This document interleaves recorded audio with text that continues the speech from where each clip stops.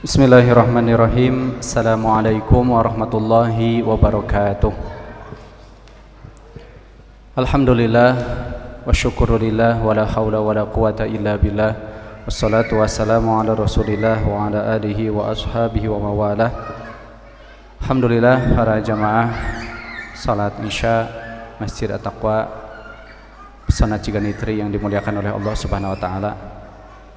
Alhamdulillah tentunya bersyukur kepada Allah Subhanahu wa taala sekarang di malam yang ke-7. Biasanya yang ngitung anak-anak, bapak-bapak mah jarang ngitung. Karena mendekati nanti akhir tahu-taunya Pak beli baju lebaran ya. Itu yang ditakutkan oleh bapak-bapak gitu ya. Insyaallah sekarang malam yang ke-7 kita akan tarawih. Di tarawih yang ke-7 masuk ke puasa yang ke-7 kalinya insyaallah. Firman Allah Subhanahu wa taala di dalam surat Al-Baqarah 183 yang sering disampaikan oleh siapapun khatib yang berceramah di atas mimbar ini, terutama ketika di bulan suci Ramadan. Ya ayyuhalladzina amanu kutiba alaikumussyam kama kutiba alal ladzina min qablikum la'allakum tattaqun. Hikmah dibalik perintah saum ini adalah supaya kita menjadi orang yang bertakwa.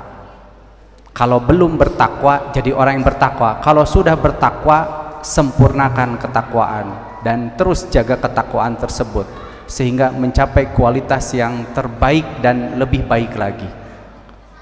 Puasa salah satu sarana di dalam membentuk pribadi kita sebagai insan yang bertakwa kepada Allah Subhanahu wa taala. Memaknai makna takwa ini saya akan sampaikan salah satu definisi takwa.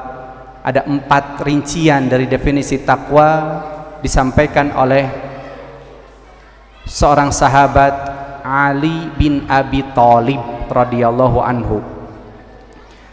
Yang dimaksud dengan takwa yang pertama adalah al-khaufu minal jalil, takut kepada Allah Subhanahu wa taala.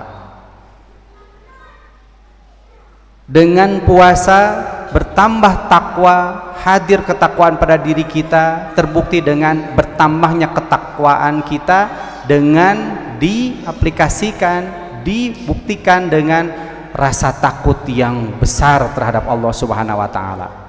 Takut kalau ngebohong, takut kalau melakukan maksiat, takut kalau melihat sesuatu yang tidak halal dilihat, sudah mulai takut. Karena segalanya yang kita lakukan kita yakini dan semuanya sadar bahwasanya apa yang kita lakukan hal terkecil pun akan dipertanggungjawabkan, apalagi besar. Maka takut kepada Allah Subhanahu wa taala dari ancaman yang telah Allah sampaikan dalam Al-Qur'an, hadis-hadis Rasul sallallahu alaihi wasallam. Bahkan takut kalau di bulan Ramadan tidak puasa. Kalau di bulan Ramadan puasanya dia lakukan tapi dia tidak melakukan sholat, takut. Maka dipastikan ketika Ramadan datang ketakwaan ini hadir. Yang kedua, makna dari takwa adalah wal amalu bitanzil, beramal dengan apa yang telah Allah berikan dari bentuk perintah lakukan, bentuk larangan jauhi. Maka momentum Ramadan menjadikan kita bertambah semangat di dalam beramal soleh. Ketika hadir itu di dalam diri kita, berarti Allah menginginkan kebaikan pada diri kita. Tapi kalau di Ramadan masih saja kualitas ibadahnya seperti itu, atau sebelum Ramadan seperti itu tidak ada perubahan, hati-hati. Berarti Allah sudah mulai Allah sudah tidak mau kebaikan pada diri kita. Karena diingatkan terus tapi tidak pernah kita untuk menyambutnya. Sehingga di situ naudzubillah. Kalau khatamallahu ala qulubihim, hati-hati. Kalau sudah diharamkan kepada seorang manusia untuk melakukan segala ketaatan, naudzubillah. Gara-gara apa? Dia menzolimi dirinya selalu. Yang ketiga, wal qanaatu minal qalil. Merasa apa? Cukup puas dengan sesuatu yang Allah berikan. Bahkan mungkin kadarnya sedikit. Sedikit itu kan relatif. Kenapa sedikit? Karena kita melihat kepada orang yang lebih banyak hartanya dibandingkan kita, lebih banyak kenikmatannya dibandingkan kita. Tapi kalau kita lihat ke arah yang bawah, di bawah kita, kita akan merasa kita lebih banyak diberikan nikmat oleh Allah Subhanahu wa Ta'ala.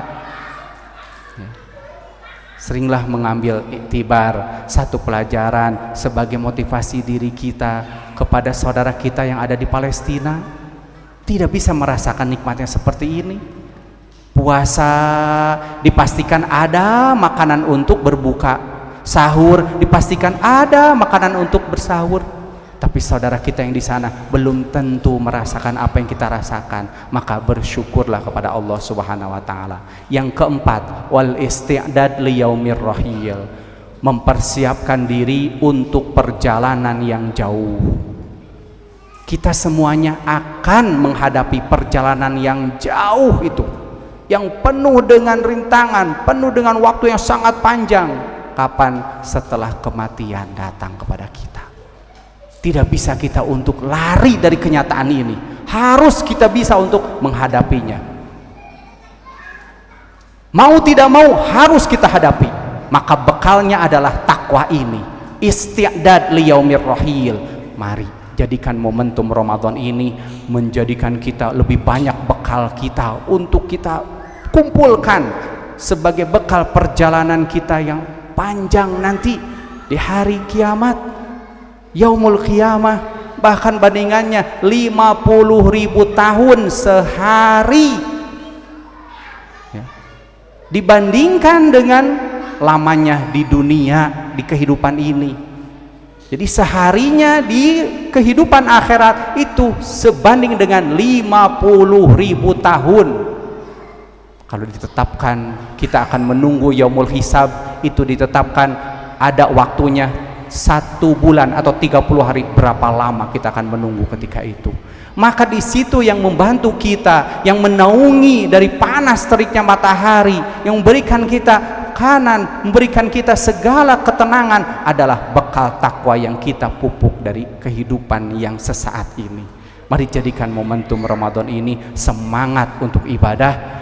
Bukan hanya sholat tarawih saja, tapi subuhnya seperti ini. Bukan hanya subuh setelah sahur, tapi zuhurnya sama kita hadir juga. Bukan hanya zuhur, asar juga, maghrib juga kita paksakan dulu. Cukup buka sedikit, kalau ada waktu datang ke masjid. Itu pahala besar si Allah Subhanahu wa Ta'ala. Sekali lagi, mari kita manfaatkan Ramadan ini sebagai motivasi untuk diri kita semuanya. Andaikan Ramadan ini Ramadan yang terakhir, kita sudah sungguh-sungguh memanfaatkannya, insya Allah tidak akan rugi untuk diri kita. Itu yang bisa disampaikan. Wabillahi taufiq wal hidayah. Wassalamualaikum warahmatullahi wabarakatuh.